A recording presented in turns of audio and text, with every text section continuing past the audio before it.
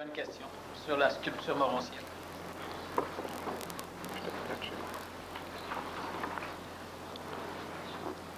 Comment on procède pour arriver à sculpter une entité morontielle? Bon, pose-la.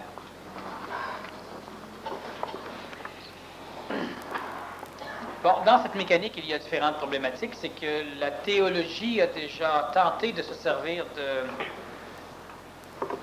de ces lois morontielles pour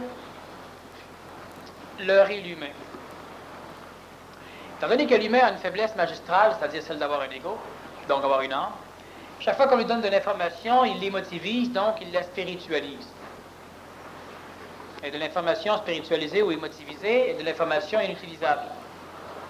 Elle est sécurisante, elle est importante, elle n'est pas utilisable. Donc, elle est inutile. C'est nécessairement un problème. Lorsque je parle ou lorsque je vais parler de la sculpture morontielle, énormément d'ego ou d'âmes peuvent récupérer l'information, ce qui va nuire énormément à l'application du contexte. J'ai dit que l'être humain ne pouvait pas s'en servir. Donc, ce que je vais expliquer présentement est inutilisable par l'humain. Donc, c'est inutilisable par l'humain. Il faut être anégoïsé. Il faut être autre chose qu'un humain. Exact. Donc, il faut être anégoïque. Il faut être complètement anégoïque? Suffisamment anégoïque pour pouvoir comprendre ce que je veux dire et plus ou moins totalement anégoïque pour pouvoir appliquer ce que je veux dire. Ça veut dire, s'il nous reste un peu d'ego, on peut commencer à procéder à la sculpture morontielle. Oui. Oui. Mais quand on sait, comment on peut être, est-ce que ça commence à se faire à notre insu? Non. Donc, on est parfaitement conscient. Oui et non. Une question de paradoxe. Question de conscience, question de conscience parallèle. Dans le plan morontiel, il y a cette matière. Cette matière est, comme toute forme d'énergie vitale, exécutrice. Donc, elle exécute ce qu'une entité ordonnatrice va lui dire. Alors, on sait que les forces vitales, les forces qu'on appelle souvent belzébusiennes, sont des forces exécutrices. Si l'astral commande à un oiseau de s'envoler, l'oiseau décolle. Mais si l'homme, qui lui est capable d'avoir plus de puissance ordonnatrice que l'astral, si l'homme programme l'oiseau, lorsque l'astral lui dira de partir, l'homme pourra lui dire reste et l'oiseau va rester. On peut programmer un chien à l'attaque et à l'obéissance. Le chien, avec les crocs sortis, en plein saut, donc dans les airs, pour attaquer un agresseur. Si le maître lui dit d'arrêter, le chien va arrêter, va s'écraser sur l'agresseur, il va se retrouver à terre et il va revenir. Donc, tout ce qui est exécuteur, l'humain peut le contrôler. Étant donné que l'humain a une grande partie de sa constitution astralisée, c'est l'astral qui contrôle l'astral de l'homme, qui contrôle l'extérieur. De ce fait, le mental ne contrôle pas l'extérieur convenablement. Si nous développons une autorité mentale suffisamment puissante dans l'astral, notre mental, c'est-à-dire ce que nous appelons normalement notre conscience, contrôlera. Alors, il est possible, par un contrôle très appliqué de la voix, de dire à quelqu'un « lève-toi » et il sera obligé de se lever. On aura le contrôle de son interpréteur actionnel. Même si l'âme dit « non, je reste assis », le corps sera en train de se lever. Jusqu'à dire à un individu « guéri » et le corps physique guérit. Et on peut aussi dire à notre main « guéri » et la main guérit. Mais quand tu dis qu'on donne des ordres, est-ce qu'on donne des ordres au plan morontiel? Non. On donne des ordres à l'énergie vitale, qui est présentement corporifiée. Donc, elle fait partie du plan morontiel, mais d'un plan morontiel matérialisé. Le plan morontiel lui-même est de l'énergie qui n'a pas de corps. On l'a souvent défini comme étant l'endroit où il y avait la vie sans le corps. C'est donc de l'énergie vitale, de l'énergie éthérique, c'est un synonyme.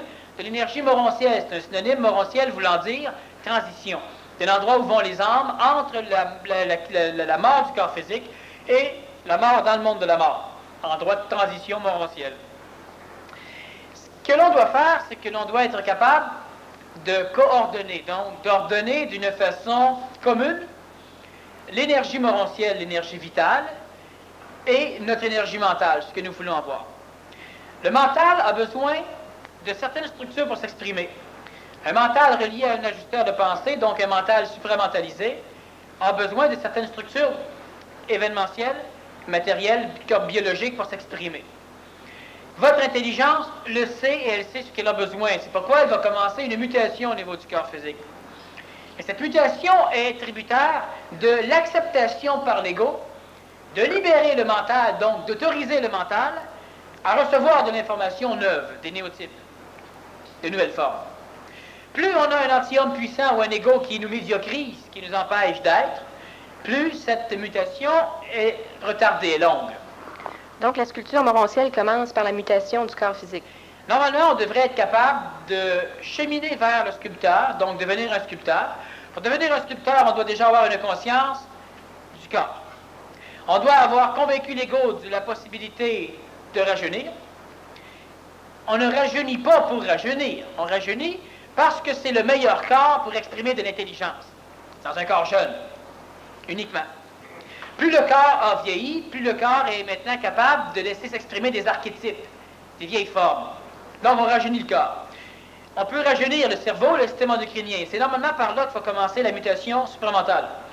Alors votre corps physique, votre peau, etc., votre foie, ça va vieillir, mais votre cerveau, votre système endocrinien commence un processus de rajeunissement. Sauf que la problématique, c'est que si le corps meurt, ben, le cerveau meurt, le système endocrinien aussi. Si le corps est toujours malade, vous ne pouvez pas voyager, vous ne pouvez pas visiter, vous ne pouvez pas continuer à aller chercher de l'information, c'est-à-dire boire de l'énergie événementielle dans le contexte planétaire. Votre corps vous conserve au lit. Et à un moment donné, si votre corps est tellement malade, intoxiqué, qu'il intoxique le cerveau, bien la mutation devient réellement problématique. Mais une fois que la mutation est commencée, est-ce qu'en même temps, elle se le fait dans le plan morontiel? Quand la mutation est commencée, il y a une égoïsation de commencer, création d'un double éthérique. Si l'individu meurt, ce qui est conscient chez lui gagne un double éthérique, et tout ce qui n'a pas été conscientisé gagne le monde de la mort. L'individu se voit donc séparé en deux. Et ce ne sont pas des parties égales. C'est en fonction de la conscience, de l'inconscience. Donc l'individu gagne un double éthérique, et peut-être qu'il ne sera pas suffisamment conscient ou constitué pour pouvoir se réincarner unitairement. Possiblement qu'il devra se fusionner à d'autres doubles éthériques préconstitués pour pouvoir s'incarner par la suite. Donc il y a quand même une forme de mortalité.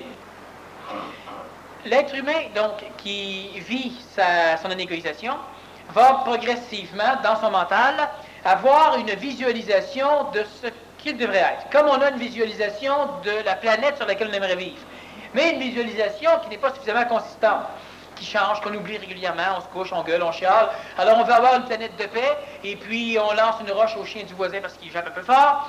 On va avoir une planète de paix, et on se frustre parce que nos enfants font ceci, ou on gueule contre les syndicats, ou contre les gouvernements, ou ce qu'on voudra. Alors on veut avoir une planète de paix qui, elle, ne veut rien savoir de nous autres, qui, elle, ne veut pas nous avoir. Lorsque l'individu s'égoïse de plus en plus, mentalement, il finit aussi par avoir une idée de ce qu'il veut être, lui. Mais quand on dit de ce qu'il veut être, lui, en réalité, du véhicule qui serait le plus confortable, le plus efficace pour permettre l'expression de l'intelligence. Il faut une négociation suffisante.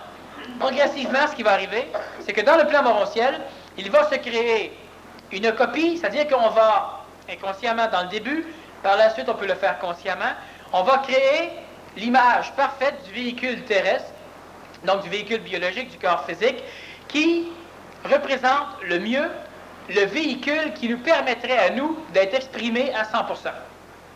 Cela veut dire que si nous ne pouvons visualiser le corps d'une personne qui va casser la gueule au plus puissant à sa planète, renverse une automobile parce que quelqu'un l'a écœuré, l'intelligence ne crée pas ce genre de forme. L'intelligence va donc engendrer la visualisation inconsciente, la gustation, le quelque chose qui va faire que progressivement, on va entrer en résonance avec toute forme de corporification qui va avec ce que nous recherchons. Exemple, juste avant, à un moment donné, vous allez rencontrer un individu et vous allez trouver que cette personne, vous n'en êtes pas jaloux, mais être elle serait plaisant. Bon, pas dans tout ce qu'elle exprime psychologiquement, mais avoir ce véhicule, ce n'est pas ce qui va nécessairement être dit au niveau de la conscience, mais l'individu nous plaît sous tous ses azimuts. C'est qu'il a un corps qui permet une expression de l'intelligence. Il a un corps physique que si vous auriez ce corps, vous pourriez vous exprimer. Je ne parle pas juste de parler, vous pourriez rayonner. Donc, progressivement, le corps mental, la visualisation inconsciente, qui n'est pas émotivisée, commence à sculpter dans le plan morontiel une image vitale qui pourrait engendrer le corps physique idéal pour permettre ton expression. L'expression totale d'un mental personnalisé, identifié. Progressivement, la majorité des humains qui se conscientisent auront réussi à faire cette sculpture. Mais premièrement, donc, elle est déjà commencée, cette visualisation-là. Est-ce qu'il faut l'appeler pour la rencontrer? Bon, dans ton cas, elle est commencée, mais pas nécessairement commencée. Bon, admettons elle est commencée dans mon cas. Maintenant, est-ce qu'il faut que je l'appelle pour être en présence d'elle? Voilà, la grosse problématique, c'est que, à cause de l'ego, si on dit de l'appeler, l'ego immédiatement se met à crier.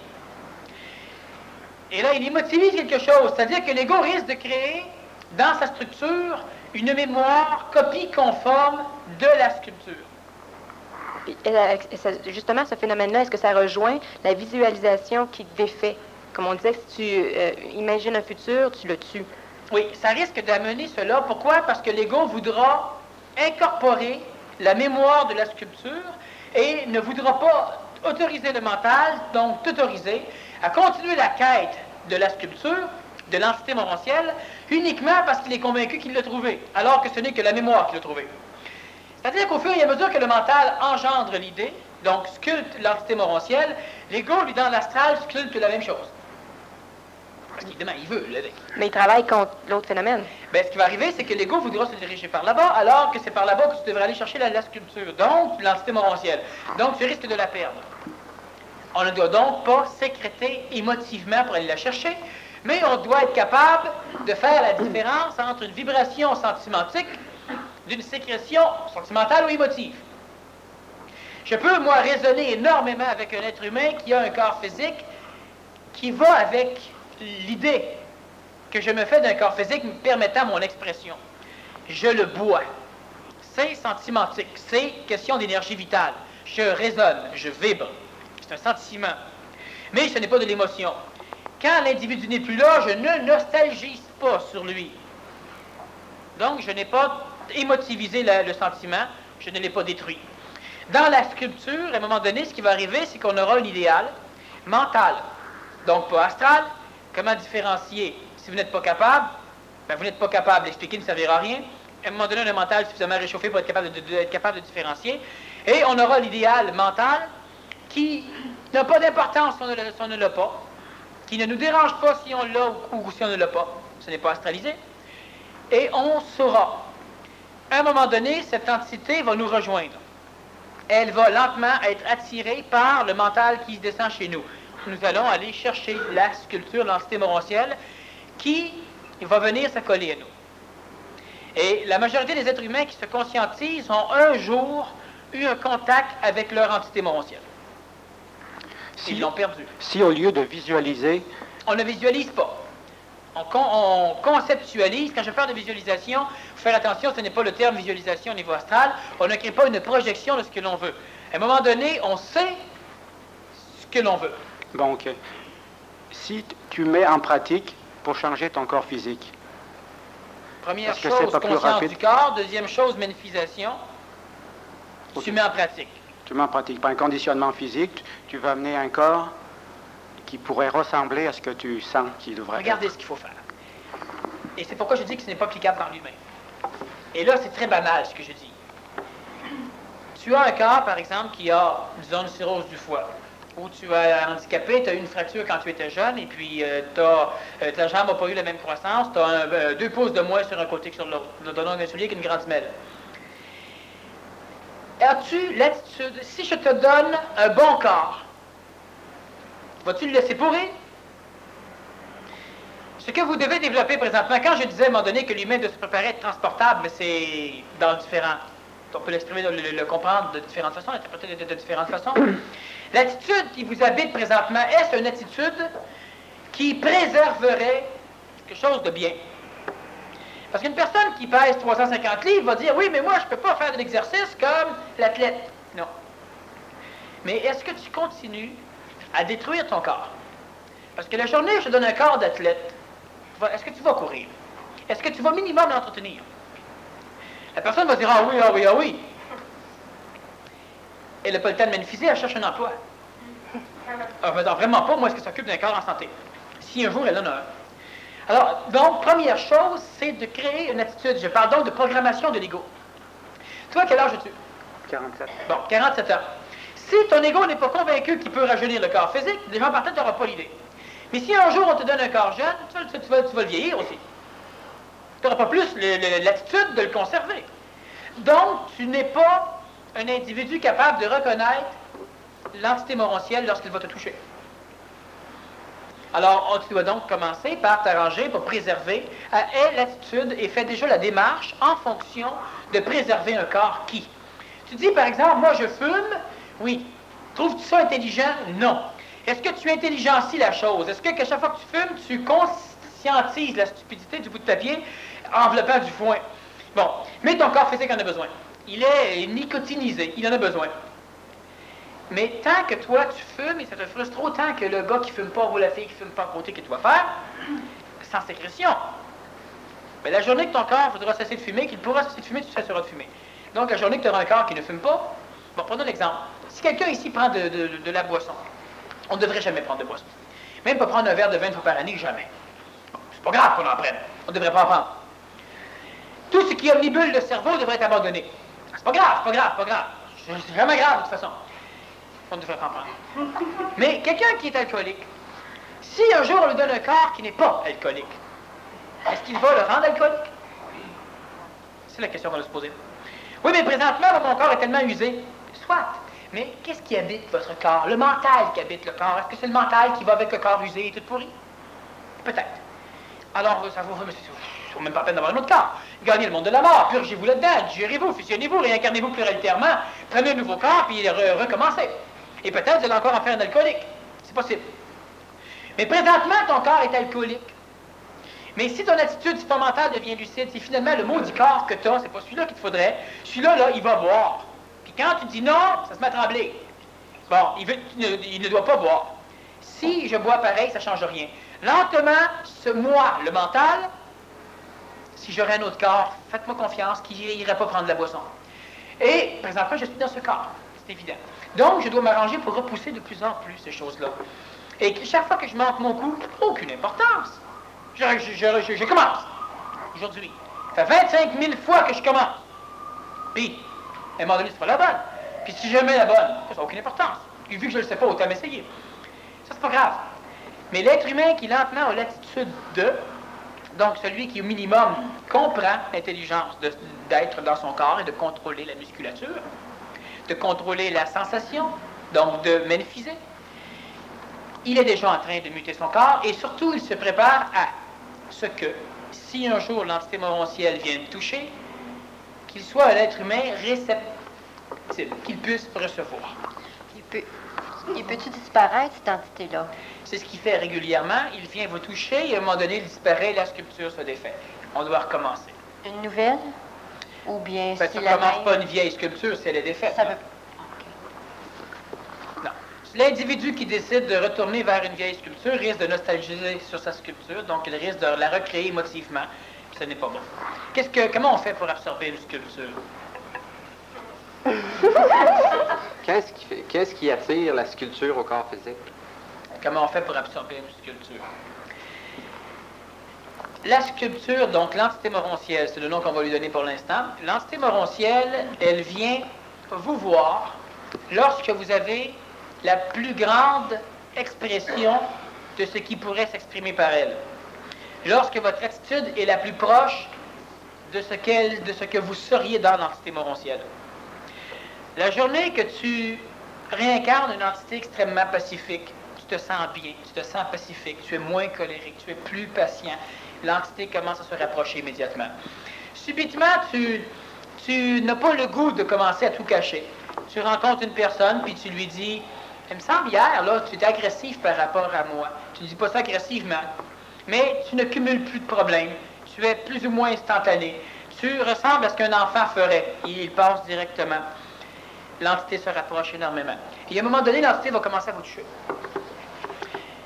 La problématique, c'est que ces entités morontielles, ce sont des entités qui n'ont pas la possibilité d'engendrer dans la matière un corps physique d'adulte. Bon. Cela veut dire que ces entités, normalement, si elles s'implantent chez un humain, rajeunissent le corps de l'humain jusqu'approximativement l'âge de 12 ans, c'est-à-dire avant la puberté. On mettait 14 ans si vous voulez, là, mais avant la puberté.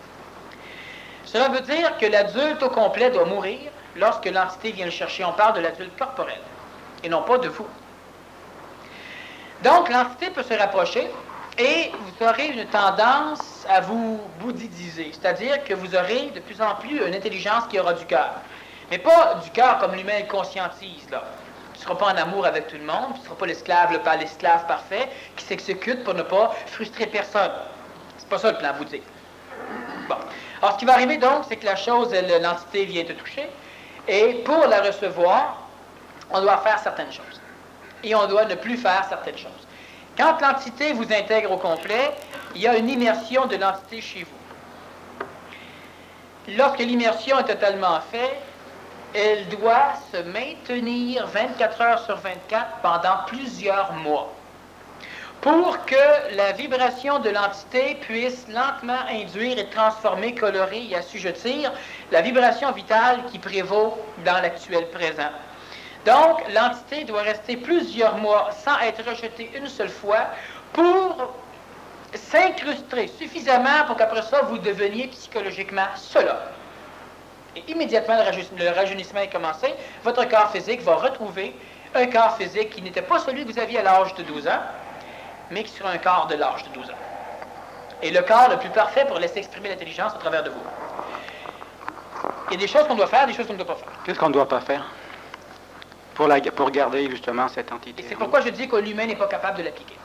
Et c'est pourquoi je dis que moi, je serais, et ça je le dis pour moi, je le dis pour eux autres, pas nécessairement pour vous, mais il y a quelques personnes ici qui ont intérêt à le savoir, c'est que moi, si je travaille avec un enfant qui n'est pas encore dans sa puberté, prépubère, ce n'est pas grave, cet enfant-là a tout ce qu'il faut pour devenir ce qu'il sera un jour, mais c'est le temps. Alors qu'après, ça devient l'évolution initiatique ordinaire de l'adulte, où là, on doit prendre énormément de temps et d'explications pour arriver à retrouver une simplicité qu'on avait à l'époque. Je connais beaucoup de jeunes qui ont 10 ans, 11 ans, 12 ans, bon, puis même 13 ans, mais ils n'ont pas encore commencé leur puberté, qui sont parfaits. La seule chose qu'il y a, c'est qu'il faut que le parent s'implique, puis il faut que... En tout cas, c'est tellement facile que c'est à peu près pas des... On ne peut pas risquer pas en parler. La problématique, c'est que la majorité des parents ne veulent pas que l'enfant soit sauvé réellement, c'est-à-dire que l'enfant finisse par être totalement supramental et être lui, parce que le parent l'attend pour s'incarner dedans. Et ça crée la problématique. Autrement dit, est-ce qu'ici un père ou une mère est prêt à mourir pour que son enfant vive? N'importe quel parent qui va dire oui, moi, il est déjà aux 3/4 lui-même immortel. Et maintenant, on peut sauver son enfant. Quand je parle sauver son enfant, on s'entend, je mets des termes pour qu'on comprenne plus vite, pour que les échos comprennent. Et le bonhomme ou la bonne femme qui a décidé de mourir pour sauver l'autre ne vaut déjà trop pour mourir. Qu'est-ce qu'on doit faire? Pour recevoir une entité morontielle, la conserver suffisamment longtemps. On doit faire ce que je vais dire, mais je sais que vous ne pourrez pas le faire. On doit éliminer, ne plus faire ce qu'un adulte fait, en partant. Si vous devez garder l'entité morontielle pendant 2 ans pour qu'elle s'imprègne suffisamment pour que le processus de rajeunissement commence, ça veut dire que vous ne devrez avoir aucune relation sexuelle pendant 2 ans. Vous en avez une seule, que ce soit une auto-relation sexuelle ou une hétéro, hein? Vous en avez une seule, et l'entité, l'entité morontielle est rejetée. Il va tendance à revenir, mais on repart à zéro. L'enfant ne boit pas. L'enfant, il y a énormément de conditions de sa psychologie, de sa vie qu'il ne fait pas, que l'adulte fait, que l'enfant ne fait pas. Et on doit avoir exactement le même comportement psychologique et sécrétatif qu'un corps physique avant la puberté. Et l'entité, lorsqu'elle vient nous baigner, elle va nous aider à le faire. Mais faites confiance à vos parents qui sont dans votre corps physique. Les autres, ils vont s'arranger en maudit pour que vous passiez à côté de la traque. C'est jamais grave. J'ai pris une bière pendant ces 2 dernières années. Quand est-ce que tu as pris? 3 mois. Parfait. Ça fait 3 mois maintenant que l'entité est là. Il reste encore 2 ans. Mais comment contrer les attaques astrales entre les moments où l'entité morontielle te touche? La négoïsation. Si tu n'es pas suffisamment égoïque, ça va être remis à plus tard. La négoïsation, le contrôle du mental. Parce que l'astral ne veut pas que ça se produise. Mais l'astral est au courant. L'astral est au courant. L'astral ne comprend pas toute la mécanique. Une chose qui est certaine, c'est qu'à un moment donné, même sans comprendre la mécanique, même sans être au courant, lorsque grand-papa ou grand-maman a besoin d'une relation sexuelle pour se nourrir un peu, elle descend chez toi, puis là, elle prend ton corps physique, puis là, elle s'organise pour que tu sécrètes. Puis là, d'un coup, t'as le goût. Et si ça arrive, tu dois travailler pour que ça n'aboutisse nulle part. Mais grand-papa ou grand-maman, ou papa ou maman qui se réincarnent immédiatement chez toi, bien, eux autres, même s'ils ne comprennent absolument pas ce qui se passe, tout ce qu'ils se rendent compte, c'est que tu n'obéis pas. Puis l'enfant est fait pour obéir. Alors, ils vont mettre des pressions. Ils vont placer différentes choses. Ils vont s'arranger pour que tu finisses par avoir une relation sexuelle. Et c'est ainsi que ça va se passer. Ils ne travaillent pas contre toi, ils travaillent pour eux autres. Puis toi, pendant ce temps-là, tu dois travailler pour toi. On peut considérer qu'un individu, et là, ce sont des chiffres que je donne comme ça, qui ont une certaine valeur, ça dépend de chaque individu, ça dépend où on en est rendu. Un individu, par exemple, qui... Bon, c'est pas tout à fait vrai. Ça se fait lorsqu'on a une entité morontielle qui commence à nous imprégner, à être immergé chez nous. Si on est capable de résister suffisamment à une tentative d'adulte, l'entité vient de gagner 30, 40, 60 jours d'accélération. Pourquoi? Parce que chaque fois que nous sommes, nous, là pour résister, nous l'imprégnons. Elle descend nous aider à résister. Chaque fois que nous perdons minimum un mois ou un mois et demi de travail à chaque fois qu'on se trompe. Ça veut dire que dans ce combat astral-là, si je résiste, l'entité astrale vient doubler mes forces. Non. Chaque fois que tu résistes, l'entité morontielle vient doubler tes forces. Oui, l'entité morontielle vient doubler mes forces. Si le contraire de résister, si je perds, si je cède, c'est l'entité astrale qui vient me quadrupler ses forces. Oui, c'est similaire. C'est-à-dire que chaque fois que tu perds plus que quand tu gagnes. Jusqu'à un moment donné où on sera plus ou moins équilibré, jusqu'à un moment donné où ce sera l'inverse. Mais là, comme l'évolution est exponentielle, mathématiquement, c'est le même phénomène d'exponentialité. Plus ça va aller facile. Donc, sur les 3 derniers mois après 2 ans, tu ne peux pas faire de conneries, c'est dans le début. Et ce qui va arriver, c'est que l'ego va d'ores et déjà dire « Tabarnouche, je sais, juste pas faire de relation sexuelle pendant 2 ans, moi, en partant, oublions ça. » Oui, si la vie vaut rien, effectivement, on peut oublier ça. Oui, mais moi, j'ai mon mari, moi, j'ai ma femme, qu'est-ce qu'elle... Il y a moyen de s'en sortir. Mais c'est tant que l'entité morontielle n'est pas plus de la moitié en toi que c'est plus dur. L'entité morontielle est puissante. Fait qu'elle n'a pas besoin de se rendre à la moitié. Non. Tu fais l'amour avec ton mari, puis tu ne veux pas. Alors, tu peux vivre un viol. Tu n'as donc pas vécu une relation sexuelle comme un adulte le vit. Quel est le moyen de s'en sortir? Sortir de où? Tu viens de dire, il y a moyen de s'en sortir. C'est ça. Au niveau de la relation sexuelle, par exemple, il faut que tu te fasses violer.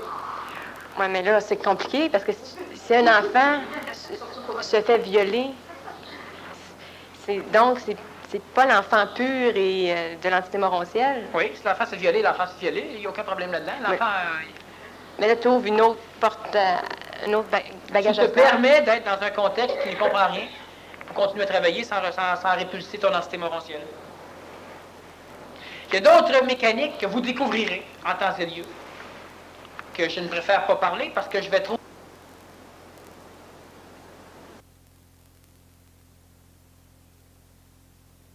certaines mécaniques.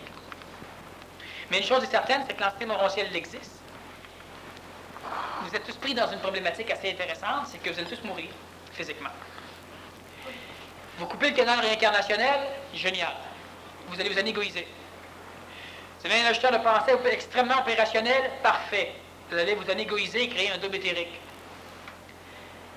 L'autre problématique, c'est qu'à l'intérieur de chacune de vos cellules, vos parents vous attendent pour vous tuer. Et ils le font régulièrement, quotidiennement, ils vous amènent vers la faille. Et dans tout système d'évolution, jamais on a parlé de cette mécanique. qui amène le vieillissement. On a parlé de l'immortalité, une personne qui l'a atteint. Ben, il y en a un ou deux, mais ça ne même pas la peine d'en parler, ils sont morts. Ils ne sont plus là. Ils sont pas morts, ils sont plus là. Il est tout à fait bizarre, je ne veux pas dire stupide, d'être pris dans un corps physique qui de toute façon est manipulé par des entités, des ancêtres, qui ne comprennent rien à ce que nous sommes. Nous sommes jeunes dans un corps qui s'en va. Je ne parle pas aux jeunes de cœur. Vous ne vous reconnaissez pas la face quand vous vous regardez dans un miroir. Vous êtes dans le mauvais corps. Et on peut transformer le corps, on peut le rajeunir, on peut le guérir, on peut le muter. La façon la plus facile et la plus longue, mais il n'y a pas de façon plus rapide dans le contexte planétaire aussi facile qui fonctionne, c'est la manifisation. La mentalisation du corps physique pour désassujettir le corps de son astralisation. C'est la seule façon facile qui fonctionne sur la planète. Une façon plus rapide, c'est la fusion avec une entité morontielle. Et on y a accès. Mais pour la conserver, on ne doit pas faire une seule erreur. Si les alchimistes avaient un grand œuvre qui durait 9 mois sans erreur, vous avez un grand œuvre qui peut durer plusieurs années sans erreur. Et ça va de plus en plus facile. Bon, ça en vaut la peine, évidemment. Il faut attendre qu'une entité vienne. Et qu'est-ce que ça donne quand une entité morontielle se pointe? Je ne veux pas en parler tout de suite. Les égaux vont s'en approprier, vont se créer des entités astrales et voudront se fusionner à eux. Mais on n'a pas le choix. Ça se présente ça un peu comme si c'était une question volontaire. L'humain a le choix. L'humain n'a pas de libre arbitre et l'humain a un libre arbitre. C'est tellement clair pour moi. Parce que moi, j'amenais ça dans le sens que l'entité morontielle se crée d'elle-même. Oui. Donc, j'ai pas le choix. Tu n'as pas le choix. Et tu as le choix. Elle se crée, puis si j'ai la nostalgie de moi-même, c'est parce que moi, c'est plus là qu'ici. Oui. Donc, j'ai pas le choix non plus. Non, mais par contre, tu peux mourir de ton corps physique bien avant d'aller de fusionner ton entité morontielle. Mais où j'aurais eu le choix, là, dans ce... Ce qu'il faut comprendre, et c'est toujours la même affaire, c'est que l'être humain est manipulé dans son astral. Ça va être plaisant à un moment donné quand les humains vont comprendre. C'est tellement clair, tellement facile que j'ai tellement pas de mots pour l'expliquer qu'il faut que je me mette une fièvre sur la tête, il faut que je me mette à fouiller partout pour arriver à comprendre, à aller ramasser de l'énergie tellement à étirer pour arriver à expliquer quelque chose d'extrêmement banal. Bon, et merde.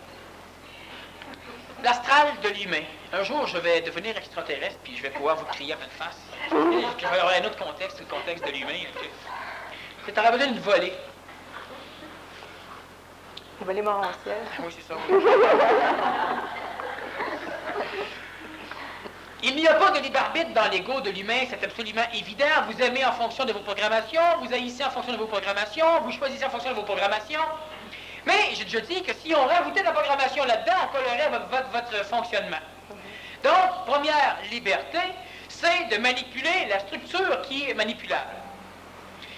Alors, plus je vais vous dire que telle affaire, c'est yak, c'est médiocre, c'est ceci, c'est cela, plus vous allez vouloir vous diriger ailleurs. C'est comme de dire à l'humain, crème des niaises, toi, choisis donc le bon côté. Bon, ok, moi je choisis le bon côté. Voilà. Tu n'as rien choisi de manipuler. Mais en te disant de choisir 20 000 fois, tu finis par choisir. Tu n'as pas choisi. Mais tu as choisi. Mais tu n'as pas choisi. Maintenant, ce qui y arrive, c'est que la conscience intelligence, la conscience supramentale, elle est libre. Elle ne peut pas engendrer le libre arbitre planétaire. C'est-à-dire que si tu veux t'asseoir là où je suis assis, tu ne peux pas. Si tu décides de dire je veux m'asseoir là où tu es assis, sans te toucher et sans sauter de là, ben, tu ne feras pas. Il n'y a pas de libre arbitre planétaire. Mais l'intelligence a la capacité, elle, de venir s'immiscer à travers les structures évolutionnaires de l'ego, de l'astral, et là, de ce point de vue, le mental peut faire un choix. Mais ce n'est pas un choix réel, c'est-à-dire que si je dois choisir d'être immortel, c'est parce que je ne le suis pas. Donc, une manipulation. C'est évident. Mais ce n'est pas une manipulation en fonction d'une limitation d'information dans la structure mémorielle de l'ego. C'est une manipulation en fonction des limitations cosmiques planétaires. C'est une manipulation en fonction de l'absurdité et non pas une manipulation en fonction de l'émotivité. Et l'absurdité n'est pas une question, dans l'animal humain, l'absurdité est une question d'information. de goût, d'émotivité. Mais dans la gestion intelligente de l'évolution de l'humain, l'absurdité est une question d'anti-intelligence. Ce n'est pas intelligent, c'est pas une question de goût. Alors, je deviens un être qui a la capacité de choisir. Je peux choisir d'obliger mon ego et ma structure vitalo-physique à vivre certains stress, et là, ils vont suivre. C'est le choix de l'homme. C'est le choix de la femme, c'est le choix de l'homme nouveau, de la femme nouvelle, de l'enfant nouveau. C'est le choix de celui qui s'en va vers une société intelligente. Pas une société matérielle. À un moment donné, vous allez vous réincarner dans cette société. Et le reste des animaux humains seront dans leur apocalypse. À un moment donné, vous allez être extraterrestrifiés. Vous allez être emportés par une mécanique extraterrestre vers cette société. Et les autres iront dans leur apocalypse. À un moment donné, bon, de n'importe quelle façon. Et ça se fait. L'humain peut faire le choix. Mais ce n'est pas un choix astral, ce n'est pas un choix de vitesse. Ce n'est pas un choix d'émotivité. L'humain n'a pas de libre arbitre tant que c'est de l'ego. Il n'y en a pas. Oui, mais moi, je suis écœuré de... C'est pas ça qui va t'amener un libre arbitre. Mais dans la conscience. Et quand on parle du plan vital, du plan morontiel, c'est de l'information, c'est pas de l'information, c'est de l'énergie sans forme. Si on crée une forme vitale, l'entité morontielle, elle n'a pas d'ego. Et nous pouvons choisir mentalement de nous fusionner à ce genre d'entité. Par contre, il y aura une lutte programmée. On ne peut pas dire à l'ego, ben oui, mais tu devrais comprendre. L'ego est manipulé. Alors, nous pouvons mentalement choisir de faire souffrir notre ego. Mais l'ego peut souffrir à un point tel qu'il va omnibuler le corps physique et rabaisser suffisamment notre taux vibratoire pour que le mental ne puisse pas continuer à dominer. D'où l'importance de manifester. L'importance de se préparer avant. Pour ne pas instruire l'ego qu'on manque notre coup encore. Pour que celui-ci se dise, « Oh, mais je suis essayé 4 fois, ça n'a jamais fonctionné. » Mais moi, je parle de le choix, c'est au niveau quand tu es attiré vers quelque chose, tu es attiré, tu te propulses vers la chose. Donc, tu n'as pas le choix dans ce sens-là. Tu n'as pas le choix d'y aller. Sauf que si ton ego est totalement en répulsion contre la chose, à un moment donné, tu peux être repoussé. Et c'est là que tu auras un choix intelligent à faire, un choix d'intelligence supramentale, un choix supramental, où tu ouvres la vanne, ça fait passer plus d'énergie pour recréer une attraction, et là, l'ego va souffrir en maudit. Et je ne parle pas de vous haïr. Pas de voyage en Afrique là-dedans.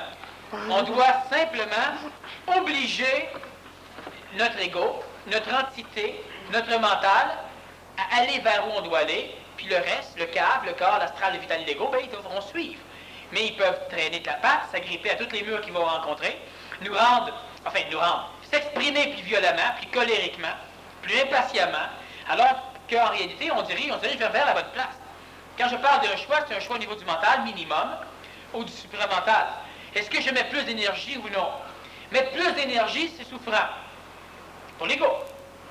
L'ego va se venger sur le corps physique. L'ego va se venger sur les autres, sur autrui, sur un paquet de choses. Et l'ego va aussi créer une image du mental qu'il va projeter dans le mental. Et le mental va se dire, crime, je suis si laid que ça. Parce que le mental est comme l'ego. C'est comme un œil, ça voit, mais ça ne se voit pas. Le mental se voit dans la réflexion qu'il a de l'ego, ou moi, je peux te dire comment est ton mental. Ton mental se verra dans la réflexion que je te donne. Ça restera de la coloration, mais elle est beaucoup plus dangereuse au niveau de l'ego. Mon mental est écœuré. Non. Tu vois l'image du mental dans l'ego et l'image de l'écœurement dans l'ego, tu penses que les deux, c'est la même chose. Tu prends du vert, tu prends pas du vert, tu prends du bleu, tu prends du jaune, tu mets ça ensemble et tu dis, c'est telle couleur. Non, la couleur qui est en dessous, c'est la couleur de l'ego, puis la couleur qui est en haut, c'est le mental réfléchi, puis toi, tu vois tout ça au complet, tu penses que c'est ça. Il y en a beaucoup des humains ici qui ont un mental écœuré, qui ont un mental frustré, qui ont un mental qui souffre. Non, ils regardent une photographie passer par-dessus une autre photographie. Mais le mental, non. Le mental, ce n'est pas impartial. Le mental, ce n'est pas ça du tout. Et si un être humain décide de commencer à conceptualiser son entité morontielle, c'est qu'elle est déjà conceptualisée. Qu'elle a déjà commencé. Oui. Est-ce que ça arrive? C'est que l'humain, lorsque le mental de l'humain va décider de le faire, c'est qu'il découvre que ça se fait. Alors maintenant, il décide que c'est le chemin. Alors il veut pousser là. Comme on peut pousser vers la négoïsation. La négociation, vous devriez le vivre régulièrement. Et l'humain ne le fait pas. Même à travers l'élite de ceux que je connaisse, qu'est-ce que c'est qu'une élite humaine sur votre planète? Qu'est-ce que c'est? Ben fin, ben niaiseux. Un individu qui met 1/1000 de sa vie à l'évolution est une élite.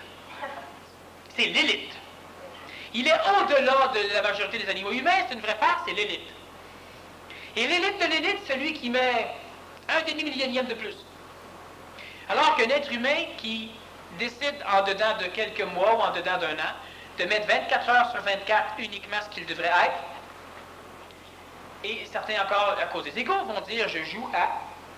Tu ne joues pas à. Tu es autre chose et le reste veut continuer à jouer à ce que tu n'es plus.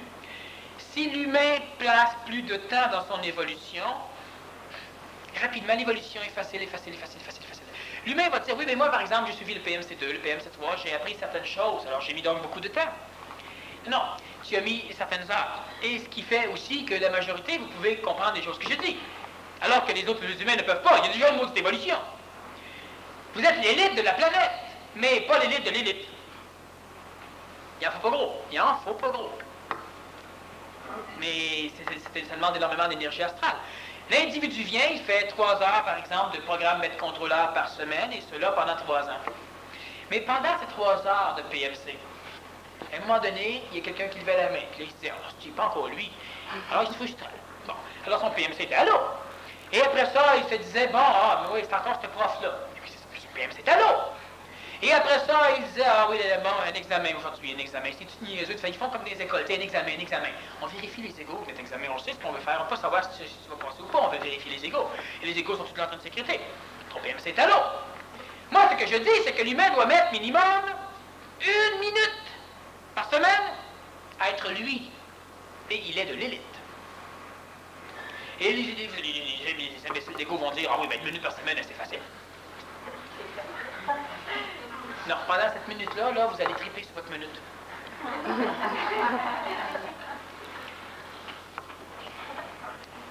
C'est très facile. Et quand je dis on doit faire un choix, le choix de l'homme nouveau, le choix de la femme nouvelle, le choix de l'enfant nouveau, on parle au niveau du mental. Toute la merde doit suivre. À un moment donné, on bifurque et on se dit, c'est là que je vais. Et là, ça souffre, ça ne veut pas, c'est insécure, ça le passe, ce que vous voudrez. Alors, on fait une analyse mathématique, une analyse logistique, minimum. C'est mieux une analyse intelligente, c'est au-delà. Mais au minimum. Est-ce que c'est là que je veux aller? Est-ce que je veux rester dans ce métier toute ma vie? Non. Non! Bon. Est-ce que je veux être un médium toute ma vie? Non. Non! Bon. Est-ce que je veux être dans l'illusion totale tout le temps? Non! Bon. Est-ce que je veux mourir sans jamais rien avoir réussi à faire dans ce que j'appelle la conscience? Non! C'est simple. Qu'est-ce qui est important? Je fais encore de 5 minutes. Qu'est-ce qui est important? Bon, quand je parle d'important, éliminons ça. Qu'est-ce qui est utilisable? On ne devrait travailler qu'avec ce qui est utilisable. Utilisable. Tout le reste ne l'est pas. Et l'ego, ce n'est pas utilisable, ça use. Alors, qu'est-ce qu'on doit faire? Eh bien, on doit faire ce choix de l'homme nouveau. On décide que la société, par exemple, n'est pas notre goût. Créons une attitude, réincarnons des mémoires de l'avenir d'une société brillante. Oui, mais ça ne va rien changer. On n'a rien à foutre de rien changer. Nous, on l'utilise pour nous, pas pour sauver l'humanité. Est-ce utilisable? Bon, l'être humain qui prend 1 minute par jour à arrêter, j'ai déjà expliqué ça dans un PM5, plus j'ai déjà expliqué ça souvent en conférence, tu es en train de courir, tu es en retard et subitement, clic-clac, t'arrêtes, tu ralentis, tu débarques du monde. C'est ça qu'on doit faire. Et là, je débarque totalement du monde, ma vitesse de marche ralentit, et subitement, je suis dans un monde parallèle pour les imbéciles qui me regardent. Et je commence à ralentir, je dépose mes pieds lentement, je marche lentement, je conscientise ma respiration, je conscientise, je manifeste tout le corps physique en mouvement. Je suis jeune, je ne vais nulle part, je marche. Pourquoi je marche? Uniquement pour percevoir de l'événement. Je bois 1 minute, après ça, faites le reste de votre semaine en fouille, en folle comme vous le faites, vous êtes déjà de l'élite. Mais pourquoi vous êtes de l'élite? Parce que regardez bien que tous ceux qui auront enseigné ce que je dis une fois, la semaine d'après, ils vont oublier. C'est atroce pour l'animal humain de juste décider pendant 1 minute par semaine de ne plus être un animal humain. Tu es en colère, c'est facile de dire, moi, par exemple, je fais un jeûne et je n'ai pas de problème. Pour donner le pas à mon attaquant, tout de suite, je sors de table. Bon, c'est évident. La personne va dire, bon, je suis moi-même, je suis en paix. Quand tu es en paix? Non. Quand la colère gronde, quand ça commence à mal aller, tu débloque, tu sors du monde. Et là, tu es toi. C'est ça l'élite. L'élite, c'est celui qui se contrôle, c'est celui qui est extraterrestre, c'est celui qui n'est pas comme les animaux de la planète. Ça, c'est l'élite. 1 minute par semaine, vous êtes de l'élite. La majorité, vous ne pourrez pas l'appliquer. Mais ce que je dis, moi, c'est qu'on doit mentalement faire le choix. Tu l'écris sur ta main, sur le front de ta femme ou de ton mari ou de tes enfants, je te vois, ton front ne sert à rien. Tu dois t'arranger. Et de quelle façon on peut s'arranger? On parle d'énergisation par la suite d'énergification. On doit commencer par bien considérer que nous ne sommes pas si merveilleux. Et on parle de l'ego. Je parle souvent avec certaines personnes qui font partie du groupe des chefs et on en discute. La gang de si d'imbéciles qu'on est. Et le terme aussi est important. Pourquoi? Parce que, et je l'ai déjà dit à un moment donné, je l'ai déjà dit ici avec, ça ne sert pas grand-chose. Ça va servir quelque chose à un moment donné, au minimum, je le dis pourquoi. C'est que tout ce que vous avez, que vous n'appliquez pas, je suis de la farce. Et 1 minute par semaine, je peux même dire par mois, ça va déjà en améliorer un paquet. Puis là, comparons-le pas au reste, les autres, il leur faudrait 1 seconde par vie, ce serait déjà bon. Ils sont morts. Pour prendre le choix, c'est une logistique. Le choix, c'est une colère mentale. Quand je parle de souffrance mentale, c'est un terme pour que l'ego comprenne ce que je veux amener. Mais la colère mentale, le bouillonnement mental, la fièvre mentale, je ne suis pas dans la bonne création. C'est le bouillonnement mental qui fait que tout au complet autour de nous est totalement désharmonisé. C'est déphasé. Ce n'est pas ça. Mais ça peut nous permettre de décider quelque chose. Ça va nous permettre simplement de décider que le bonhomme, la bonne femme, bien quand tu suis. Où je m'en vais? Ferme ta gueule! Tu suis! Et l'ego, oui, mais! Mange des carottes, mon petit mange, va t'acheter un bec de temps en temps. Traitez-le en imbécile, c'est d'ailleurs juste ça que c'est de la mémoire. Mais on attache tellement d'importance et motifs à la mémoire, c'est-à-dire que l'ego, copie mentale, et immédiatement, des colorations émotives dans le mental. Après ça, il vient placer ça devant le miroir du mental, et le mental qui se regarde dit « Ah, il faut quand même que je fasse attention à ceci. » Il vient de faire avoir. Votre mental a 2 façons de se connaître. Il y en a 3. La première, c'est demander à autrui. Ce que plusieurs humains font, ils viennent me voir pour que je les confirme. Mais éliminons celle de l'extérieur. Il y a 2 façons. Vous observez dans votre ego pour savoir comment vous êtes mentalement, ou vous observez votre supramental, votre esprit, vous observez votre intelligence pour savoir comment vous êtes mentalement. Mon ego est frustré, je comprends. Là, mon mental est frustré, là. Tu sais, ça fait 20 fois que dans la classe qui pose ces maudites questions niaiseuses, là. Non, c'est mon mental qui est frustré parce que mon mental sait que je perds du temps. Et vous avez un maudit ego. Vous êtes de l'égoïsme pur, mais réellement d'une pureté qu'on ne voit que rarement. Vous êtes de l'intellectualisme égoïsé pur. Non, là, c'est mon mental, parce que je ne vois pas l'intelligence d'être dans une classe avec cet imbécile. Tout le cours PMC est un cours pour vous égoïser. Je disais même souvent aux élèves quand je donnais le cours que si vous en trouvez un là, qui vous écarte, qui pose des questions niaiseuses, qui vous fait perdre du temps, mais dites-moi-le, je vais le payer. Il m'aide à vous faire chier. Et vous êtes là pour vous égoïser. Merde, vous n'êtes pas là pour apprendre à contracter le quadriceps fémoral. Vous êtes là pour apprendre à ce que ça vous dérange plus d'apprendre à contracter le quadriceps fémoral. Monsieur, madame, c'est où déjà le quadriceps fémoral? Il explique où ce que c'est, puis là vous êtes frustré, vous êtes tanné. C'est ça l'évolution. C'est de ne pas être frustré, de ne pas être tanné. Oui, mais je n'ai pas l'intelligence que de l'ego. N'importe quelle structure, ça ne veut pas dire d'endurer continuellement. Quand ça vous touche plus, ça peut être le temps de changer la structure. Et bien souvent, ça change tout seul. Oui, mais j'évoluerais plus vite sur une classe de meilleur. Non. Tu aurais l'illusion. Tu apprendrais. Tu aurais l'impression que c'est comme l'alcoolique. Il est plus alcoolique, il ne va plus dans aucune taverne, c'est qu'il a vu qu'il est dans un désert, qu'il n'y a plus de maudite boisson, boire du sable, il n'est pas capable, il est plus alcoolique. Ouais, donnez-y une bouteille de bière, c'est le voir qu'il a fait alcoolique. Alors, c'est ça qui est la nuance. Alors, l'évolution de l'humain, bien souvent, c'est une fuite, et c'est pas ce qu'on doit faire. Alors, qu'est-ce qu'on doit faire? On parle de l'élite, on parle de l'évolution, on parle même d'aller chercher l'entité. C'est facile. Et que c'est facile. Mais on doit uniquement se servir des choses utilisables. J'ai déjà dit, à un moment donné, dans un séminaire, que vous deviez investir sur le long terme. Dans 20 ans d'ici, il ne restera plus rien de votre automobile, il ne restera plus rien de vos colères, de vos frustrations, de votre bonne femme, de votre bonhomme, de votre voisin, de votre patron, de votre employé qui vous a envoyé chier, de la personne qui vous a insulté ou qui vous a frustré. Il va rester vous. Puis si vous avez perdu tous vos morceaux en vous en venant, bien, il va rester vous. Qu'est-ce qui va rester de vous? De quoi rebâtir? On parle d'aller se déséduquer. On parle de se désinstruire. Pour revenir comme un enfant, pour après ça s'instruire dans le bon côté. Bien, c'est la vie qui vous a formé, la vie vous a déformé totalement. Il y a des enfants qui sont frustrables, puis qui sont Absolument. frustrés aussi. Donc, Mais c'est bien, les parents s'incarnent dedans. donc Moi, c'est pas tous les enfants vont travailler. C'est uniquement avec les enfants supramentales. Il y en a quelques-uns. Avec les enfants téflon. Mais plus ils sont téflon, mieux ils sont. Ça ne veut pas dire des enfants à problème, ça dépend du cadre dans lequel ils sont placés. Mais un enfant qui est supramental, lui, il est intéressant.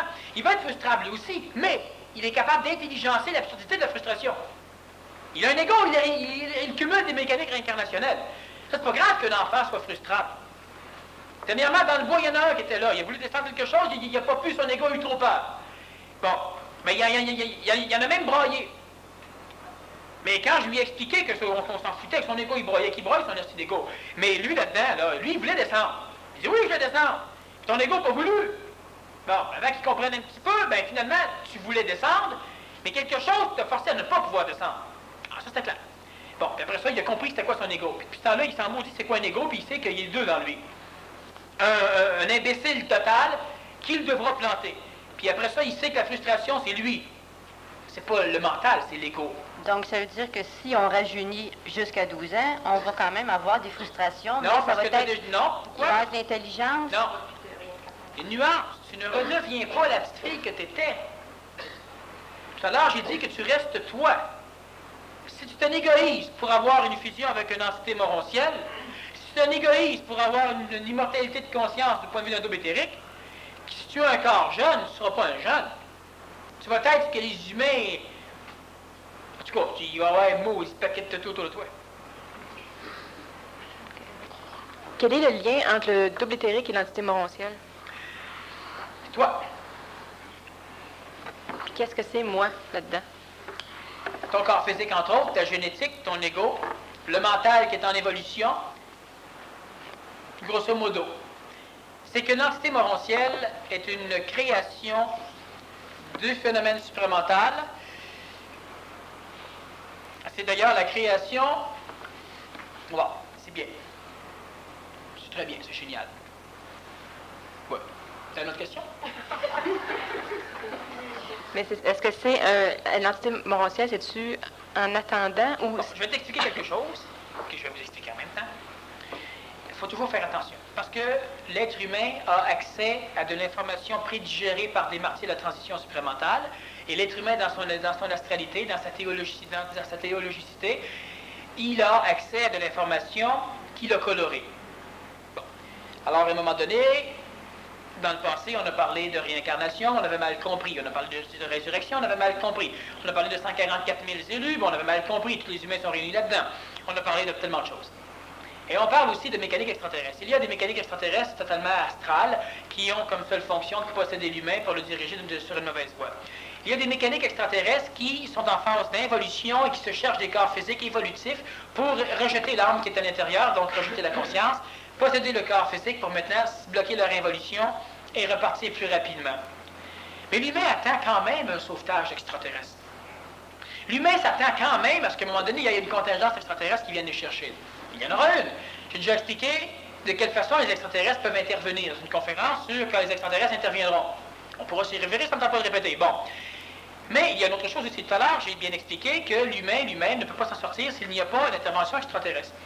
Et j'ai expliqué que l'intelligence supramentale, je l'ai dit souvent, est une conscience extraterrestre, elle n'est pas rayonnée par l'expérience de notre planète.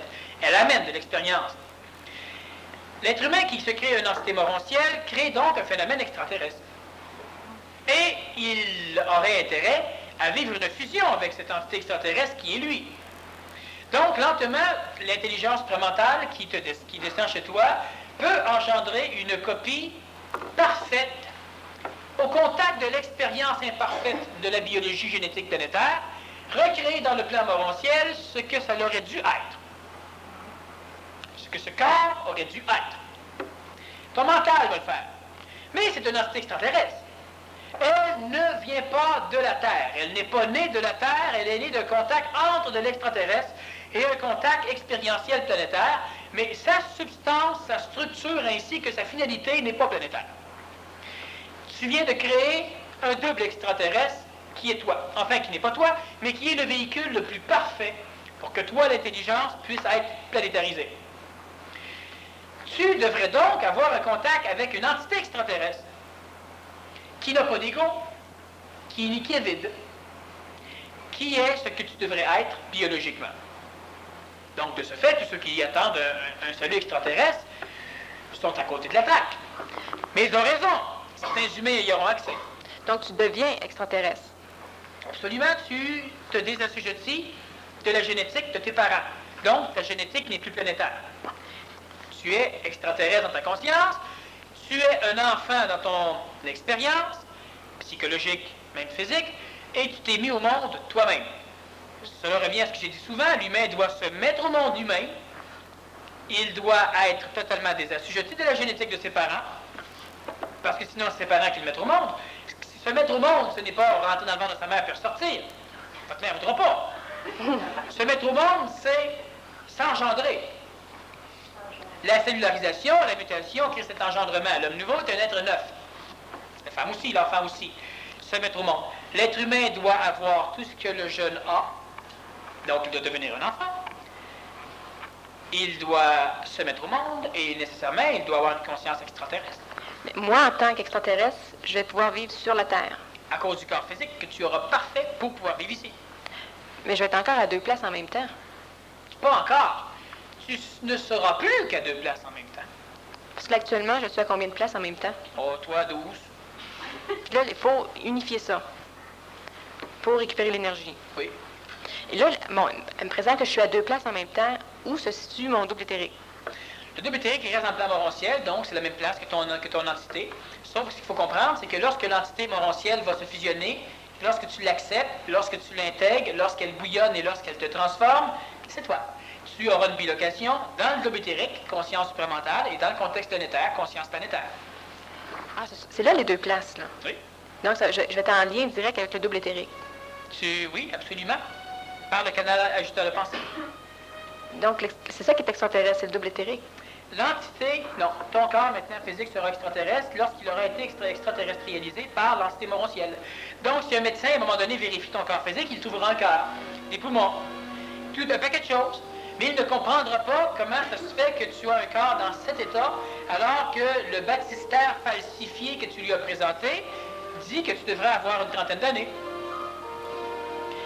Et les individus qui vont te côtoyer ne pourront comprendre. Tu es une personne extraterrestre qui provient de l'extraterrestrialité de ce monde. Tu n'es pas né d'un père ou d'une mère. Ce corps est mort depuis longtemps. Non, c'est vrai. J'ai d'autres choses à vous dire.